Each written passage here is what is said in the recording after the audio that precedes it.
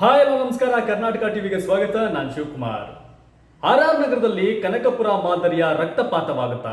ಮಾಜಿ ದೋಸ್ತ್ ಡಿಕೆ ಸುರೇಶ್ ಲೆಕ್ಕಾಚಾರವನ್ನ ಬಿಚ್ಚಿಟ್ರ ಮುನಿರತ್ನ. ಇಡೀ ರಾಜ್ಯಕ್ಕೆ ವಿಸ್ತರಣೆ ಆಗುತ್ತಾ ಕನಕಪುರ ಮಾದರಿ ಗೂಂಡಾಗಿರಿ? ಅಷ್ಟಕ್ಕೂ ಮುನಿರತ್ನ ಹೇಳ್ತಿರ್ತಕ್ಕಂಥ ಆರ್ ನಗರ ರಹಸ್ಯ ಏನು? ಈ ಸ್ಟೋರಿಯನ್ನ ಕಂಪ್ಲೀಟ್ ಹೇಳ್ತೀವಿ. ಅದಕ್ಕಿಂತ ಮುಂಚಿತವಾಗಿ ರಾಜ್ಯ, ದೇಶ, ಅಂತಾರಾಷ್ಟ್ರೀಯ ಮಟ್ಟದಲ್ಲಿ ಏನೇನು ಸುದ್ದಿಗಳಾಗ್ತದೆ ಬನ್ನಿ ನೋಡ್ಕೊಂಡು ಬರೋಣ. ಮೊದಲನೇದಾಗಿ ಬಿಜೆಪಿ ಕಮಲ ಪಕ್ಷ ಕೊರೋನಾ ಲಸಿಕೆ ವಿಚಾರದಲ್ಲಿ ರಾಜಕಾರಣ ಮಾಡ್ತಿದೆಯಾ ಅನ್ನೋ ಪ್ರಶ್ನೆ ಉದ್ಭವವಾಗಿದೆ. ಯಾಕೆಂದ್ರೆ ಬಿಹಾರದಲ್ಲಿ ತಾನು ಮತ್ತೆ ಅಧಿಕಾರಕ್ಕೆ ಬಂದ್ರೆ ಬಿಹಾರದ ಜನರಿಗೆ ಉಚಿತವಾಗಿ ಕೊರೋನಾ ಲಸಿಕೆಯನ್ನ ಕೊಡೋದಾಗಿ ಇದೀಗ ಘೋಷಣೆಯನ್ನ ಮಾಡಿದ್ದಾರೆ. ಇದು ಭಾರಿ ವಿವಾದಕ್ಕೆ ಕಾರಣವಾಗಿದೆ.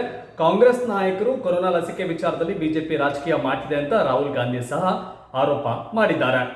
ಮತ್ತೊಂದು ಕಡೆ ಯಾವಾಗ ಬಿಹಾರದಲ್ಲಿ ಬಿಜೆಪಿ ತನ್ನ ಮ್ಯಾನಿಫೆಸ್ಟೋದಲ್ಲಿ ಕೊರೋನಾ ಲಸಿಕೆಯನ್ನು ಉಚಿತವಾಗಿ ಕೊಡ್ತೀವಿ ಅಂತ ಹೇಳ್ತು, ಇದರ ಬೆನ್ನಲ್ಲೇ ಇನ್ನೇನೋ ಕೆಲ ದಿನಗಳಲ್ಲಿ ಚುನಾವಣೆ ಘೋಷಣೆ ಆಗ್ತಕ್ಕಂಥ ಬಿಜೆಪಿಯ ಮೈತ್ರಿ ಪಕ್ಷ ಆಡಳಿತದಲ್ಲಿರ್ತಕ್ಕಂಥ ತಮಿಳುನಾಡಿನಲ್ಲಿ ಎಐಡಿಎಂಕೆ ನಾಯಕ ಮುಖ್ಯಮಂತ್ರಿ ಪಳನಿಸ್ವಾಮಿ ಇದೀಗ ನಾವು ಸಹ ಉಚಿತವಾಗಿ ಕೊರೋನಾ ಲಸಿಕೆಯನ್ನ ಬಂದ ಮೇಲೆ ಕೊಡ್ತೀವಿ ಅಂತ ಘೋಷಣೆ ಮಾಡಿದ್ದಾರೆ. ಇದೀಗ ಕೊರೋನಾ ಲಸಿಕೆ ಒಂದು ರೀತಿಯ ರಾಜಕೀಯದ ದಾಳವಾಗಿ, ರಾಜಕೀಯದ ವೆಪನ್ ಆಗಿ ಕನ್ವರ್ಟ್ ಆಗೋಗ್ಬಿಟ್ಟಿದೆ.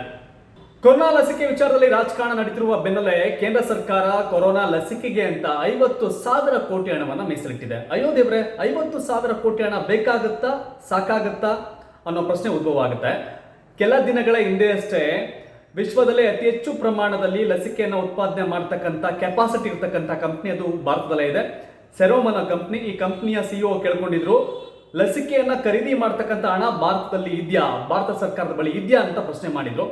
ಏನೋ ಈಗಾಗಲೇ ಬಿಲ್ ಗೇಟ್ಸ್ ತಮ್ಮ ಸಂಸ್ಥೆಯ ಮೂಲಕ ಅತಿ ಕಡಿಮೆ ದರದಲ್ಲಿ ಲಸಿಕೆಯನ್ನ ಕೊಡಿಸ್ಲಿಕ್ಕೆ ಪ್ರಪಂಚಕ್ಕೆ ಮುಂದಾಗಿದ್ದಾರೆ. ಅಂದ್ರೆ 250 ರೂಪಾಯಿ ಸರಿಸುಮಾರು ಹಣದಲ್ಲಿ, ಆ ಒಂದು ದರದಲ್ಲಿ ಲಸಿಕೆಯನ್ನ ಇಡೀ ವಿಶ್ವಕ್ಕೆ ಹಂಚಿಕೆ ಮಾಡಿಸೋ ಲೆಕ್ಕಾಚಾರದಲ್ಲಿ ಈಗ ಬಿಲ್ ಗೇಟ್ಸ್ ಇದ್ದಾರೆ. ಹಾಗೆ ನೋಡಿದ್ರೆ ಒಂದು ಲಸಿಕೆಗೆ 250 ರೂಪಾಯಿ ಲೆಕ್ಕ ಹಾಕೊಂಡ್ರು, ನಮ್ಮಲ್ಲಿ 130 ಕೋಟಿ ಜನ ಇಂಟು 250 ರೂಪಾಯಿ ಅಂದ್ರು 32,500 ಕೋಟಿ ಆಗುತ್ತೆ. ಇನ್ನು 17,000 ಕೋಟಿ ಉಳಿಯುತ್ತಲ್ಲ, ಅದೇನೋ ಹಗರಣ ಮಾಡ್ತಾವ್ರ ಅಂತ ನಾವು ಪ್ರಶ್ನೆ ನಿಮ್ಮಲ್ಲಿ ಉದ್ಭವ ಆಗುತ್ತೆ. ಅದು ಹಗರಣದ ಪ್ರಶ್ನೆ ಬರೋದಿಲ್ಲ.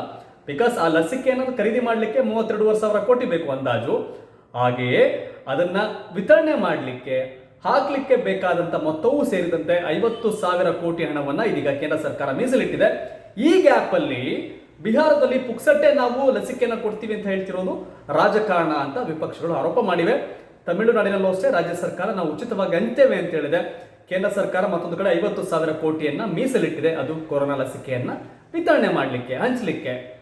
ಇನ್ನು ದೇಶದಲ್ಲಿ ಕೊರೋನಾ ಹಠಾಸ ಮುಂದುವರಿತಾ ಇರ್ತಕ್ಕಂಥ ಬೆನ್ನಲ್ಲೇ ಕೇಂದ್ರ ಸರ್ಕಾರ ಅನಿವಾಸಿ ಭಾರತೀಯರಿಗೆ ಭಾರತಕ್ಕೆ ವಾಪಸ್ ಬರಲಿಕ್ಕೆ ಅವಕಾಶ ಮಾಡಿಕೊಟ್ಟಿದೆ. ಅಂದ್ರೆ ಅವರು ಏನಾದರೂ ಎಜುಕೇಶನ್ ಸಂಬಂಧಪಟ್ಟ ಹಾಗೆ, ಬಿಸ್ನೆಸ್ ಸಂಬಂಧಪಟ್ಟ ಹಾಗೆ, ಆರೋಗ್ಯದ ಸಂಬಂಧಪಟ್ಟ ಹಾಗೆ ಬರಲಿಕ್ಕೆ ಅವಕಾಶ ಇದೆ. ಆದರೆ ಟೂರಿಸ್ಟ್ ಲೆಕ್ಕಾಚಾರದಲ್ಲಿ ವಾಪಸ್ ಬರಲಿಕ್ಕೆ ಅವಕಾಶವನ್ನ ಕೊಟ್ಟಿಲ್ಲ. ಯಾಕಂದ್ರೆ ಕೊರೋನಾ ಕಡಿಮೆ ಆಗ್ತಿದೆ ಅನ್ನೋ ಭಾವನೆ ಇದೆ, ವ್ಯಾಪಾರ ವಹಿವಾಟು ಶುರುವಾಗಿದೆ, ಬಿಸ್ನೆಸ್ ನಡಿಬೇಕಲ್ಲ. ಹೀಗಾಗಿ ಅನಿವಾಸಿ ಭಾರತೀಯರಿಗೆ ಬಿಸ್ನೆಸ್ ಲೆಕ್ಕಾಚಾರದಲ್ಲಿ ವಾಪಸ್ ಬರಲಿಕ್ಕೆ ಅವಕಾಶವನ್ನ ಮಾಡಿಕೊಟ್ಟಿದೆ.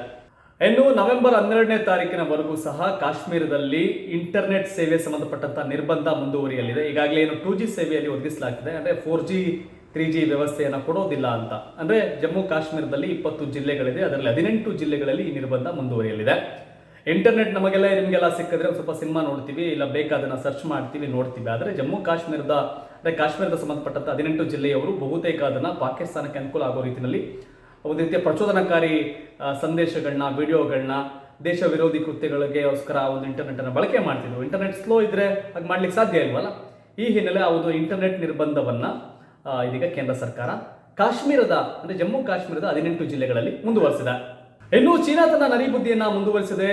ಭಾರತ ಚೀನಾ ಗಡಿಯಲ್ಲಿ ಉದ್ವಿಗ್ನ ವಾತಾವರಣ ನಿರ್ಮಾಣ ಆಗ್ತಿದೆ. ಚೀನಾ ಹೆಚ್ಚುವರಿ ಸೇನೆಯನ್ನ ನಿಯೋಜನೆ ಮಾಡ್ತಿದೆ, ಶಸ್ತ್ರಾಸ್ತ್ರಗಳನ್ನು ಸಹ ನಿಯೋಜನೆ ಮಾಡ್ತಿದೆ. ಇದು ಆತಂಕಕಾರಿ ಬೆಳವಣಿಗೆ. ಹಾಗೆಯೇ ಯಾಕಾಗಿ ಒಂದು ಸೇನೆಯನ್ನು ನಿಯೋಜನೆ ಮಾಡ್ತಾ ಇದ್ದೀನಿ, ಹೆಚ್ಚುವರಿ ಸೇನೆಯನ್ನ ಯಾಕಾಗಿ ಒಂದು ಶಸ್ತ್ರಾಸ್ತ್ರಗಳನ್ನು ನಿಯೋಜನೆ ಮಾಡ್ತಾ ಇದ್ದೀನಿ ಅನ್ನೋದನ್ನ ಇದುವರೆಗೂ ಚೀನಾ ನಮಗೆ ತಿಳಿಸಿಲ್ಲ ಅಂತ ಭಾರತದ ವಿದೇಶಾಂಗ ಸಚಿವ ಜೈಶಂಕರ್ ತಿಳಿಸಿದ್ದಾರೆ. ಚೀನಾದ ಛತ್ರಿ ಬುದ್ಧಿ ಆಟಗಳು ಮುಂದುವರೆದಿದೆ. ಇದುವರೆಗೂ ನೇಪಾಳದ ರಾಜಕಾರಣದಲ್ಲಿ ಚೀನಾ ಕಡ್ಡಿ ಆಡಿಸಿತ್ತು. ಇದೀಗ ಚೀನಾಗೆ ಭಾರತ ಸರಿಯಾಗಿ ಟಾಂಗ್ ಕೊಟ್ಟಿದೆ. ರಾ ಮುಖ್ಯಸ್ಥ ಸಮಂತ್ ಕುಮಾರ್ ಗೋಯಲ್ ಇದೀಗ ನೇಪಾಳಕ್ಕೆ ಭೇಟಿ ಮಾಡಿ ಅಲ್ಲಿ ಪ್ರಧಾನಿ ಓಲಿ ಹಾಗೆಯೇ ಪ್ರಚಂಡ, ಮಾಜಿ ಪ್ರಧಾನಿ ಪ್ರಚಂಡ ಅವರನ್ನ ಭೇಟಿಯಾಗಿ ಮಾತುಕತೆಯನ್ನು ನಡೆಸಿದೆ. ಅಯ್ಯೋ ದೇವರೇ, ಭಾರತದ ರಿಸರ್ಚ್ ಅಂಡ್ ಅನಾಲಿಸಿಸ್ ವಿಂಗುಗೂ ನೇಪಾಳ ರಾಜಕಾರಣಕ್ಕೂ ಏನು ಸಂಬಂಧ ಅಂದ್ರೆ, ಒಂದು ರೀತಿಯ ಲೆಕ್ಕಾಚಾರದಲ್ಲಿ ಈಗ ನೇಪಾಳದಲ್ಲಿ ರಾಜಕೀಯ ಧ್ರುವೀಕರಣಕ್ಕೆ ಕಾರಣವಾಗ್ತದೆ. ಓಲಿ ಸರ್ಕಾರವನ್ನು ಪತನ ಮಾಡಲಿಕ್ಕೆ ಅವರದೇ ಪಕ್ಷದವರು ಟ್ರೈ ಮಾಡ್ತಾ ಇದ್ರು. ಇದೀಗ ತನ್ನ ಸರ್ಕಾರವನ್ನು ಉಳಿಸಿಕೊಳ್ಳಲು ಭಾರತದ ನೆರವನ್ನು ಪಡೆದುಕೊಂಡಿದ್ದಾರೆ ಅಂತ ನೇಪಾಳದ ವಿರೋಧ ಪಕ್ಷಗಳು ಆರೋಪವನ್ನು ಮಾಡ್ತಿವೆ. ಒಂದು ರೀತಿಯ ಪ್ರಚಂಡಾಗಿ ಭಾರತದ ಪರ ಒಲವಿದೆ, ಓಲಿಗೆ ಚೀನಾದ ಪರ ಒಲವಿತ್ತು. ಚೀನಾದ ಮಾತು ಕೇಳಿ ಅವರು ಹಾಳಾಗಿದ್ರು. ಇದೀಗ ತನ್ನ ಸರ್ಕಾರವನ್ನು, ತನ್ನ ಕುರ್ಚಿಯನ್ನು ಉಳಿಸಿಕೊಳ್ಳಲು ಭಾರತದ ಮೊರೆ ಹೋಗಿದ್ದಾರೆ ಅನ್ನೋ ಆರೋಪ ಕೇಳಿ ಬಂದಿದೆ. ಏನು ಸಮಂತ್ ಕುಮಾರ್ ಗೋಯಲ್ ಅಂದರೆ ರಾಮ್ ಮುಖ್ಯಸ್ಥರು ಯಾವುದೇ ರೀತಿಯ ವಿಚಾರವನ್ನು ಈ ಬಗ್ಗೆ ಹೇಳಿಕೆಯನ್ನು ಕೊಟ್ಟಿಲ್ಲ. ಅವರೊಂದು ರೀತಿಯ ಗುಪ್ತವಾಗಿ ಕೆಲಸ ಮಾಡುವಂಥ ವಿಂಗ್ ಇದು ನಮಗೆ. ನೋಡೋಣ, ಮುಂದಿನ ಬೆಳವಣಿಗೆ ಗೊತ್ತಾಗುತ್ತೆ. ಅದು ಚೀನಾದ ಛತ್ರಿ ಬುದ್ಧಿ ನೇಪಾಳದಲ್ಲಿ ನಡೀತಿಲ್ಲ, ಅದು ಭಾರತಕ್ಕೆ ಬೇಕಾಗಿದೆ ಓಲಿಗೆ ಅನ್ನೋದು ಇದೀಗ ಸ್ಪಷ್ಟವಾಗಿದೆ. ಇನ್ನು ಭಾರತೀಯ ಸೇನೆಗೆ ಇದೀಗ ನಾಗಬಲ ಬಂದಿದೆ. ಏನು ಶಿವು ಭೀಮಬಲ ಕೇಳಿದೀವಿ, ಇದ್ಯಾವ ನಾಗಬಲ ಅಂತ? ನಾಗಬಲ ಅಂದರೆ ಆಂಟಿ ಟ್ಯಾಂಕರ್ ಕ್ಷಿಪಣಿಯನ್ನ ಇದೀಗ ಯಶಸ್ವಿಯಾಗಿ DRDO ಉಡಾಯಿಸಿದೆ. DRDO ಅಭಿವೃದ್ಧಿಪಡಿಸಿರ್ತಕ್ಕಂಥ ಈ ಒಂದು 4 ಕ್ಷಿಪಣಿ ಕೆಲವೇ ಸೆಕೆಂಡುಗಳಲ್ಲಿ ಉಡಾವಣೆಯಾದ ಕೆಲವೇ ಸೆಕೆಂಡುಗಳಲ್ಲಿ ತನ್ನ ಗುರಿಯನ್ನ ಏನು ಲೆಕ್ಕಾಚಾರ ಏನಿದೆ ಅದನ್ನ ಮುಟ್ಟಿದೆ. ಇದು ಬಹಳಷ್ಟು ಖುಷಿಗೆ ಕಾರಣವಾಗಿದೆ. ಶೀಘ್ರವೇ ಅದನ್ನು ಲಡಾಖ್ ಒಂದು ಭಾಗದಲ್ಲಿ, ಲಡಾಖ್ ಗಡಿ ಭಾಗದಲ್ಲಿ ನಿಯೋಜನೆ ಮಾಡೋದಾಗಿ ಸೇನೆ ತಿಳಿಸಿದೆ. ಇನ್ನು ಟ್ವಿಟರ್ ಭಾರತ ವಿರೋಧಿ ನೀತಿ ಸಂಬಂಧಪಟ್ಟ ಹಾಗೆ ಇದೀಗ ಭಾರತ ಟ್ವಿಟರ್ಗೆ ಎಚ್ಚರಿಕೆಯನ್ನು ಕೊಟ್ಟಿದೆ. ಭಾರತದ IT ವಿಭಾಗದ ಸೆಕ್ರೆಟರಿ ಅಜಯ್ ಸ್ವಾನಿ ಇದೀಗ ಟ್ವಿಟರ್ನ CEO ಜಾಕ್ಗೆ ಎಚ್ಚರಿಕೆಯನ್ನು ಕೊಟ್ಟಿದ್ದಾರೆ. ಈ ಒಂದು ನಡೆ ಖಂಡನಾರ್ಹ. ಇದು ಯಾವ ಮಟ್ಟಿಗೆ ಬೇಕಾದರೂ ಹೋಗುತ್ತೆ. ಶೀಘ್ರವೇ ಇದನ್ನು ಸರಿಪಡಿಸಿಕೊಳ್ಳಿ, ಇಲ್ಲದಿದ್ದರೆ ಕ್ರಮವನ್ನು ಎದುರಿಸಲು ಸಿದ್ಧರಾಗಿ ಅಂತ ಟ್ವಿಟರ್ಗೆ ಭಾರತ ಸರ್ಕಾರ ಎಚ್ಚರಿಕೆಯನ್ನು ಕೊಟ್ಟಿದೆ. ಇನ್ನು ಮಹಾರಾಷ್ಟ್ರ ಸರ್ಕಾರ ಕೇಂದ್ರ ಸರ್ಕಾರದ ವಿರುದ್ಧ ಒಂದು ದಂಡಾಸ್ತ್ರವನ್ನು ಪ್ರಯೋಗ ಮಾಡಿದೆ. ಏನಪ್ಪಾ ಅಂದ್ರೆ, ನಮ್ಮ ಅನುಮತಿ ಇಲ್ಲದೆ ಯಾವುದೇ ಕಾರಣಕ್ಕೂ CBI ತನಿಖೆ ಮಾಡೋಗಿಲ್ಲ ನಮ್ಮ ರಾಜ್ಯದಲ್ಲಿ ಅನ್ನೋದನ್ನ ಇದೀಗ ಮಹಾರಾಷ್ಟ್ರ ಸರ್ಕಾರ ಆದೇಶವನ್ನು ಹೊರಡಿಸಿದೆ. ಬಿಕಾಸ್ ಮಹಾರಾಷ್ಟ್ರದಲ್ಲಿ ಶಿವಸೇನೆ, ಕಾಂಗ್ರೆಸ್, NCP ನೇತೃತ್ವದ 3 ಪಕ್ಷಗಳು ಸೇರಿಕೊಂಡು ಸರ್ಕಾರವನ್ನು ರಚನೆ ಮಾಡಿವೆ. ಈ ಒಂದು ಸರ್ಕಾರದ ವಿರುದ್ಧ ಕೇಂದ್ರ BJP ಸರ್ಕಾರ CBI ಮೂಲಕ ಅಟ್ಯಾಕ್ ಮಾಡ್ತಿದೆ, ನಮ್ಮನ್ನು ಟಾರ್ಗೆಟ್ ಮಾಡ್ತಿದ್ದಾರೆ ಅನ್ನೋದು ಶಿವಸೇನೆ, ಕಾಂಗ್ರೆಸ್, NCP ನಾಯಕರ ಒಂದು ಹಳಲು.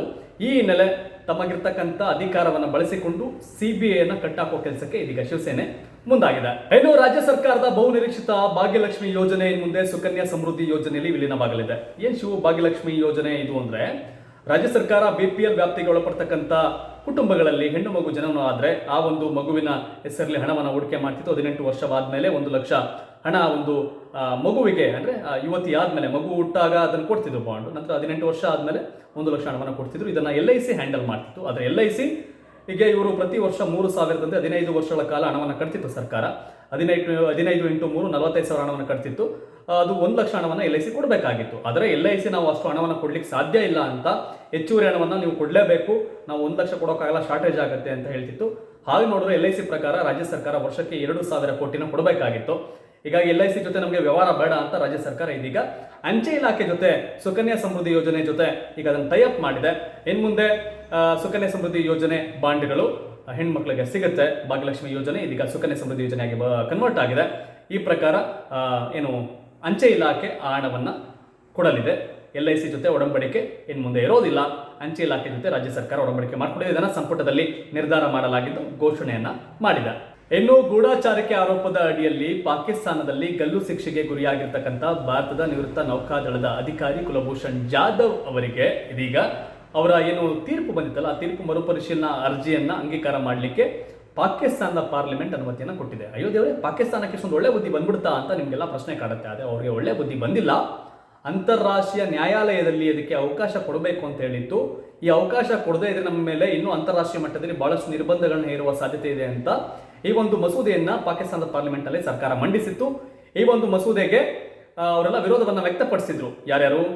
ಪಾಕಿಸ್ತಾನ ಮುಸ್ಲಿಂ ಲೀಗ್ ಆಗ್ಬೋದು, ಇವರೆಲ್ಲ ವಿರೋಧವನ್ನು ವ್ಯಕ್ತಪಡಿಸಿದ್ರು. ಅಂದ್ರೆ ನವಾಜ್ ಶರೀಫ್ ಅವರ ಪಕ್ಷ ಸೇರಿದಂತೆ ಬಹಳಷ್ಟು ಪಕ್ಷಗಳು ವಿರೋಧವನ್ನು ವ್ಯಕ್ತಪಡಿಸಿತ್ತು. ಆದರೆ ನಮ್ಮ ಮೇಲೆ ಬಹಳಷ್ಟು ನಿರ್ಬಂಧಗಳನ್ನ ವಿಧಿಸ್ಬಿಟ್ರೆ ಕಷ್ಟ ಆಗ್ಬಿಡುತ್ತೆ, ಹಾಗಾಗಿ ಇದಕ್ಕೆ ಅವಕಾಶ ಕೊಡಬೇಕು ಅಂತ ಪಾಕಿಸ್ತಾನ ಸರ್ಕಾರ ಇದೀಗ ಅವಕಾಶವನ್ನು ಕೊಟ್ಟಿದೆ.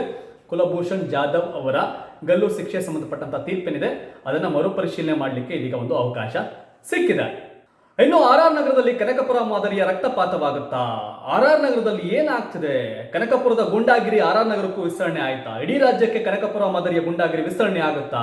ಮುನ್ರತ್ನ ಏನ್ ಹೇಳಿದ್ರು, ಏನ್ ಕತೆ, ಎಲ್ಲಾ ವಿಷಯ ನೋಡುವಂತ ಟೈಮ್ ಆಯ್ತು. ಏನಪ್ಪಾ ವಿಷಯ ಅಂದ್ರೆ, RR ನಗರ ಬೈ ಎಲೆಕ್ಷನ್ ನಡೀತಾ ಇದೆ. ರಾಜರಾಜೇಶ್ವರಿ ಚುನಾವಣಾ ಈಗ ರಂಗೇರ್ತಿದೆ. RR ನಗರ ಕ್ಷೇತ್ರದ ಶಾಸಕ ಮುನ್ರತ್ನ ಅವರು 2018ರಲ್ಲಿ ಆಯ್ಕೆ ಆಗಿದ್ದು ಕಾಂಗ್ರೆಸ್ನಿಂದ. ಅವರು ರಾಜೀನಾಮೆಯನ್ನು ಕೊಟ್ಟರು, ಆಪರೇಷನ್ ಕಮಲಕ್ಕೆ ಒಳಗಾದ್ರು. ಇದೀಗ ಬೈ ಎಲೆಕ್ಷನ್ ಆಗ್ತಿದೆ. ಅಲ್ಲಿ ಬಿಜೆಪಿಯಿಂದ ಮುನ್ರತ್ನ, ಕಾಂಗ್ರೆಸ್ನಿಂದ ಕುಸುಮಾ DK ರವಿ, ಹಾಗೆಯೇ JDS ನಿಂದ ಕೃಷ್ಣಮೂರ್ತಿ ಅವರು ಕಂಟೆಸ್ಟ್ ಮಾಡಿದ್ದಾರೆ. ಮೊನ್ನೆ ಅಷ್ಟೇ ಕಾಂಗ್ರೆಸ್ ಹಾಗೂ ಬಿಜೆಪಿ ಕಾರ್ಯಕರ್ತರ ನಡುವೆ ಮಾರಾಮಾರಿ ನಡೀತು. ಈ ಸಂಬಂಧಪಟ್ಟ ಹಾಗೆ ನಂದಿನಿ ಲೇಔಟ್ ಪೊಲೀಸ್ ಠಾಣೆ ಮುಂದೆ ಒಂದು ರೀತಿಯ ದೊಡ್ಡ ಹೈಡ್ರಾಮಾ ಆಯಿತು. ಡಿ.ಕೆ. ಸುರೇಶ್ ಪೊಲೀಸ್ ಸ್ಟೇಷನ್ ಅಲ್ಲಿ ಕೂತ್ಕೊಂಡು ಪೊಲೀಸರಿಗೆ ಆವಾಜ್ ಹಾಕಿದ್ರು, ನೀವು 24 ಗಂಟೆಯಲ್ಲಿ ಅವರ ಮೇಲೆ ಕ್ರಮವನ್ನು ಕೈಗೊಳ್ಳಿ, ಇಲ್ಲದಿದ್ರೆ ನಮಗೆ ಏನ್ ಮಾಡಬೇಕು ಅಂತ ನಮಗೆ ಗೊತ್ತು ಅಂತ ಪೊಲೀಸ್ನವರಿಗೆ ಎಚ್ಚರಿಕೆಯನ್ನು ಕೊಟ್ಟಿದ್ರು. ನಿಮ್ಗೆ ಗೊತ್ತಿರಲಿ, ಕನಕಪುರದಲ್ಲಿ ಈ ರೀತಿಯ ವಾತಾವರಣ ಇದೆ, ಅಲ್ಲೆಲ್ಲ ರೌಡಿಸಂ ರಾಜಕಾರಣ ಇದೆ ಅಂತ ಎಲ್ಲ ಕೇಳಿದ್ರಿ. ಅದ್ಯಾವುದು ಕವರ್ ಆಗ್ತಿರಲ್ಲ, ಬಿಕಾಸ್ ಆಫ್ ಕನಕಪುರದಲ್ಲಿ ಯಾವುದೇ ಮಾಧ್ಯಮಗಳಿಗೆ ಫ್ರೀಡಮ್ ಇಲ್ಲ ಅನ್ನೋದು ಗೊತ್ತಿರ್ತಕ್ಕಂಥ ವಿಷಯ. ಇವರು ಡಿ.ಕೆ. ಶಿವಕುಮಾರ್ ಕಡೆ ಅವರು ಕರೆದಂಥ ಕಾರ್ಯಕ್ರಮಕ್ಕೆ ಮಾತ್ರ ಮಾಧ್ಯಮದವ್ರು ಹೋಗಬೇಕು. ಅವ್ರು ಕರೆದೇ ಇದ್ರೆ ಇವ್ರು ಯಾರು ಹೋದ್ರು ಅವರನ್ನ ಸೇರಿಸೋದಿಲ್ಲ, ಆಚೆ ಕಳಿಸ್ತಾರೆ. ಈಗ ಆರ್ ನಗರದಲ್ಲಿ ಇವರು ಈ ರೀತಿ ಮಾಧ್ಯಮಗಳನ್ನ ಕಟ್ಟಿ ಹಾಕ್ಲಿಕ್ಕೆ ಸಾಧ್ಯ ಇಲ್ಲ. ಈಗೆಲ್ಲವೂ ಸಹ ಬಹಿರಂಗವಾಗ್ತಿದೆ. ಡಿ.ಕೆ. ಸುರೇಶ್ ಒಂದು ರೀತಿಯ ಆವಾಜ್ ಹಾಕಿದ್ರು ಇಡೀ ವ್ಯವಸ್ಥೆಗೆ. ಮುನ್ರತ್ನ ಈಗ ಅದನ್ನು ಹೇಳಿದ್ದಾರೆ, ಎಲ್ಲವನ್ನೂ ಸಹ ಮುನ್ರತ್ನ ಹೇಳ್ತಾ ಇರೋ ವಿಷಯ ಇದು. ಆರ್ ನಗರದಲ್ಲಿ ರಕ್ತಪಾತ ಆಗೋಗುತ್ತೆ, ಕೇಂದ್ರ ಸರ್ಕಾರ ಸೇನೆಯನ್ನ ಕಳಿಸ್ಬೇಕು, ಮಿಲಿಟರಿ ಫೋರ್ಸ್ಗಳನ್ನ ಕಳಿಸ್ಬೇಕು, ಇಲ್ಲದಿದ್ರೆ ಕನಕಪುರದಲ್ಲಿ ಹೊರಗಡೆಯಿಂದ ಜನ ಬಂದಿದ್ದಾರೆ, ಅವರೆಲ್ಲ ಇಲ್ಲಿ ಬಿಜೆಪಿ ಕಾರ್ಯಕರ್ತರನ್ನ ಬೆದರಿಸುವಂತ ಕೊಲೆ ಮಾಡುವಂತ ಕೆಲಸಕ್ಕೆ ಕೈ ಹಾಕ್ತಾರೆ ಅಂತ ಮುನಿರತ್ನ ಹೇಳಿದ್ದಾರೆ. ಹಾಗಾದ್ರೆ ಮುನ್ರತ್ನ ಒಳ್ಳೆಯವರ? ಮುನಿರತ್ನ ಹೇಳ್ಕೊಂಡಿದ್ದಾರೆ ಅವರು 22ನೇ ವಯಸ್ಸಿಗೆ ಡಿ.ಕೆ. ಸುರೇಶ್, ಡಿ.ಕೆ. ಶಿವಕುಮಾರ್, ಮುನಿರತ್ನ ಇವರೆಲ್ಲ 22ನೇ ವಯಸ್ಸು ಸರಿ ಸುಮಾರು 40 ವರ್ಷಗಳಿಂದ ಗಳಸ್ಯ ಕಂಠಸ್ಯ ಒಂದೇ ತಟ್ಟೆಯಲ್ಲಿ ಅನ್ನ ತಿನ್ನುವಂತ ಒಂದು ಬಾಂಧವ್ಯ ಇದ್ದಂಥವ್ರು ಈ ಡಿ.ಕೆ. ಶಿವಕುಮಾರ್, ಮುನಿರತ್ನ ಹಾಗೆ ಡಿ.ಕೆ. ಸುರೇಶ್. ಇವರ ಹಿಸ್ಟರಿ ಇಡೀ ರಾಜ್ಯಕ್ಕೆ ಗೊತ್ತಿರ್ತಕ್ಕಂಥ ವಿಷಯನೇ, ಯಾವ ರೀತಿ ರಾಜಕಾರಣಕ್ಕೆ ಬಂದ್ರು, ಹೆಂಗ್ ಬೆಳೆದ್ರು, ಏನಾದ್ರು ಅಂತ. ಒಬ್ಬರ ಮೇಲೆ ಒಬ್ರು ಕೆಸರನ್ನ ಎರಚಿಕೊಳ್ತಿದ್ದಾರೆ. ಡಿ.ಕೆ. ಶಿವಕುಮಾರ್, ಡಿ.ಕೆ. ಸುರೇಶ್ ಅವರ ಒಳ ಲೆಕ್ಕಾಚಾರ, ಒಳಪಟ್ಟುಗಳು ಗೊತ್ತು. ಬಿಕಾಸ್ ಆಫ್ ಮುನಿರತ್ನ ಅವರು ಸಹ ಅದೇ ಹಾದಿಯಲ್ಲಿ ಬಂದವರು. ಹೀಗಾಗಿ ಅವ್ರು ಏನೇನ್ ಮಾಡ್ತಾರೆ, ರಕ್ತಪಾತವನ್ನು ಹರಿಸ್ಬಿಡ್ತಾರೆ, ಕೊಲೆಗಳಾಗೋಗುತ್ತೆ ಅಂತ ಮುನಿರತ್ನ ಹೇಳ್ತಾ ಇದ್ದಾರೆ. ಅಂದ್ರೆ ಕನಕಪುರದ ರಾಜಕಾರಣಕ ಇಡೀ ರಾಜ್ಯದ ಜನರಿಗೆ ಗೊತ್ತಿರಲಿಲ್ಲ. ಇದೀಗ ರಾಜರಾಜೇಶ್ವರಿ ನಗರದಲ್ಲಿ ಕನಕಪುರ ಶೈಲಿಯ ರಾಜಕಾರಣ ನಡೀತಾ ಇರೋದು ಎಲ್ರಿಗೂ ಗೊತ್ತಾಗಿದೆ. ಆರ್ ನಗರದಲ್ಲಿ ನಿಮ್ಗೆ ಗೊತ್ತಿರಬೇಕು, ಒಂದು ರೀತಿಯ ಹೈ ವೋಲ್ಟೇಜ್ ಕದನ ಆಗ್ತಿದೆ. JDS ಇಲ್ಲಿ ಡಿಸೈಡಿಂಗ್ ಫ್ಯಾಕ್ಟರ್ ಆಗ್ತಾರೆ. ಮುನಿರತ್ನ ಕಳೆದ ಬಾರಿ ಅತಿ ಹೆಚ್ಚು ಮತಗಳಿಂದ ಗೆದ್ದಿದ್ರು. ಮುನ್ರಾಜಗೌಡ ಟಿಕೆಟ್ ಸಿಕ್ಕಲ್ಲ ಬಿಜೆಪಿಯಿಂದ, ಅವರು ಸೈಲೆಂಟ್ ಆಗಿದ್ದಾರೆ. ಅವರ ಓಟನ್ನು ಸೆಳಿಬೇಕು ಅಂತ ಈಗಾಗಲೇ ಕಾಂಗ್ರೆಸ್ ಕಾರ್ಯಕರ್ತರು ಮುನ್ರಾಜಗೌಡರಿಗೆ ಅನ್ಯಾಯ ಆಗ್ಬಿಟ್ಟಿದೆ, ಮುನ್ರಾಜಗೌಡರು ಪರವಾಗಿರ್ತಕ್ಕಂಥ ನಿಯತ್ತಿನ ಕಾರ್ಯಕರ್ತರು ಕಾಂಗ್ರೆಸ್ ವೋಟ್ ಮಾಡಿ ಅಂತೆಲ್ಲ ಕ್ಯಾಂಪೇನ್ ಮಾಡ್ತಾ ಇದ್ದಾರೆ. ಈ ನಡುವೆ ಆರ್ ನಗರ ರಕ್ತಪಾತ ಕೊಲೆಗಳಾಗೋಗುತ್ತೆ ಅನ್ನೋ ಮಾತನ್ನ ಮುನ್ರತ್ನ ವ್ಯಕ್ತಪಡಿಸಿರ್ತಕ್ಕಂಥದ್ದು ಬಹಳಷ್ಟು ಆಚೆ ಈಚೆ ಆಗತ್ತೆ ಅನ್ನೋದು ಇದೀಗ ಗೊತ್ತಾಗ್ತದೆ. ಈ ನಡುವೆ ಕಾಂಗ್ರೆಸ್ನ ಡೆವಲಪ್ಮೆಂಟ್ಗಳು ಬೇರೆ ಆಗ್ತಾ ಇದೆ.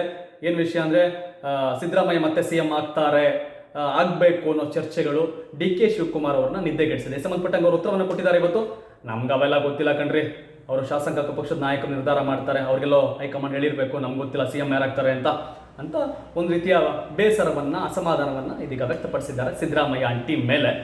ಏನೋ ಮತ್ತೊಂದು ಕಡೆ ಚರ್ಚೆ ಆಗ್ತಿರೋದು, ನಿನ್ನೆ ಹೇಳಿದ್ರು ಬಿಜೆಪಿ ರಾಜ್ಯಾಧ್ಯಕ್ಷ ನಳಿನ್ ಕುಮಾರ್ ಕಟೀಲ್, ಯಾವ ಬಂಡೆ ಗಿಂಡೆ ಎಲ್ಲ ಪುಡಿ ಮಾಡೋ ಡೈನಾಮೈಟ್ ನಮ್ಮ ಹತ್ರ ಐತೆ, ಎಲ್ಲ ಸೇರ್ಕೊಂಡಿದ್ದಾರೆ ನಮ್ಮ ಕಡೆ ಅಂತ ಹೇಳಿದ್ರು. ಜೊತೆಗೆ ಹುಲಿಯ ಪಲಿಯ ಎಲ್ಲ ಯಾವ್ದು ಇರಲ್ಲ ಎಲೆಕ್ಷನ್ ಆದ್ಮೇಲೆ ಅಂತ ಹೇಳಿದ್ರು.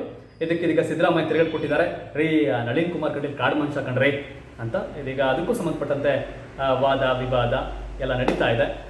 ಮತ್ತೊಂದು ಕಡೆ ನಿಮ್ಗೆ ಗೊತ್ತಿರಲಿ, ಬಿಜೆಪಿಯಲ್ಲೂ ಸಹ CM ಬದಲಾವಣೆಯ ಚರ್ಚೆ ಆಗ್ತಿದೆ. ಈ ಒಂದು ಬೈ ಎಲೆಕ್ಷನ್ ಮುಗಿದ ಮೇಲೆ ರಾಜ್ಯ ರಾಜಕಾರಣದಲ್ಲಿ ಒಂದಷ್ಟು ಬದಲಾವಣೆಗಳು ಆಗುವಂತ ಸಾಧ್ಯತೆ ನಿಚ್ಚಳವಾಗಿದೆ. But R Nagar by election Kanakapura ಮಾದರಿಯ ಪೊಲಿಟಿಕಲ್ ಫೈಟ್ಗೆ ಕಾರಣ ಆಗುತ್ತೇನೋ ಅನ್ನೋ ವಿಷಯ ಎಲ್ರಿಗೂ ಗೊತ್ತಿತ್ತು. ಆದ್ರೆ ರಕ್ತಪಾತ ಆಗೋಗುತ್ತೆ, ಕೊಲೆಗಳಾಗೋಗುತ್ತೆ ಅಂತ ಯಾರು ಅನ್ಕೊಂಡಿರ್ಲಿಲ್ಲ. ಅದನ್ನ ಮುನ್ರತ್ನ ಹೇಳ್ತಾ ಇದ್ದಾರೆ.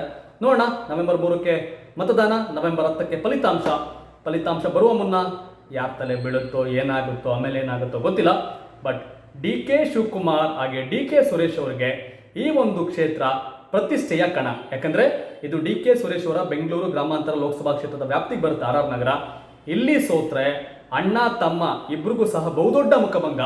ಡಿ.ಕೆ. ಶಿವಕುಮಾರ್ KPCC ಅಧ್ಯಕ್ಷ ಆದ್ಮೇಲೆ ಮೊದಲ ಅಗ್ನಿ ಪರೀಕ್ಷೆ. ಡಿ.ಕೆ. ಸುರೇಶ್ ನನ್ನ ಬುಡ ಗಟ್ಟಿಯಾಗಿದೆ ಅಂತ ಓಡಾಡ್ತಾ ಇದ್ರು.